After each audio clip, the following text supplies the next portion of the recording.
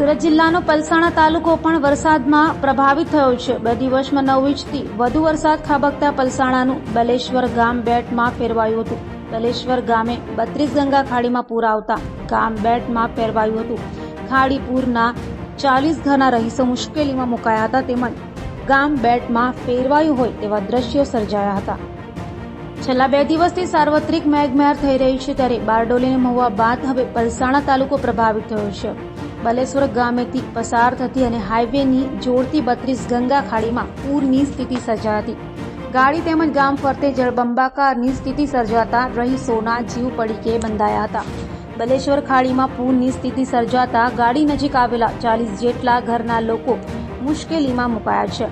જોકે હજુ સુધી વહીવટીતંત્ર પણ મદદરૂપે પહોંચ્યું નહોતું। હાલના તબક્કે પલસાણા તાલુકાના બગુમરા ટુંડી રોડ, બગુમરા બલેશ્વર રોડ તેમજ બારડોલી અને માંડવી તાલુકો મળી કુલ 9 જેટલા ગામોમાં આવેલા નાના મોટા પુલ તેમજ કોઝવે હાલ પાણીમાં ગરકાવ છે।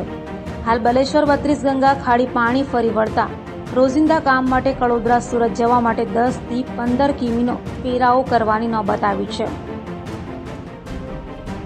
હાલમાં પડી રહેલા વરસાદને કારણે અત્રેના પલસાણા તાલુકામાં બલેશ્વર ગામમાં જે ખાડી પસાર થાય છે જેને 32 ગંગા કહેવામાં આવે છે અને ગામના લોકો જે ખરા એમને લોકલ બલેશ્વર ખાડી તરીકે ઓળખવામાં આવે છે। એ બલેશ્વર ખાડીમાં જે ઓવરફ્લો થવાને કારણે બલેશ્વરથી કડોદરા, ટુંડી, બગુમરા તથા સાટી જવાના જે રસ્તા ખરા એમાં રસ્તાને બંધ કરવામાં આવેલ છે અને બેરિકેટિંગ કરવામાં આવેલ છે, પરંતુ આ ગામના લોકો માટે અન્ય વૈકલ્પિક રસ્તાની પણ વ્યવસ્થા કરવામાં આવેલ છે। હાલ પાણી ભરાવાના કારણે કોઈ સ્થળાંતરનો પ્રશ્ન રહેતો નથી, પરંતુ અન્ય વૈકલ્પિક વ્યવસ્થા જે ખરી એ બલેશ્વરથી નેશનલ હાઈવે પ્લસ એના ટુંડી, કારેલી અને કરણ સાકી બગુમરા જઈ શકે છે।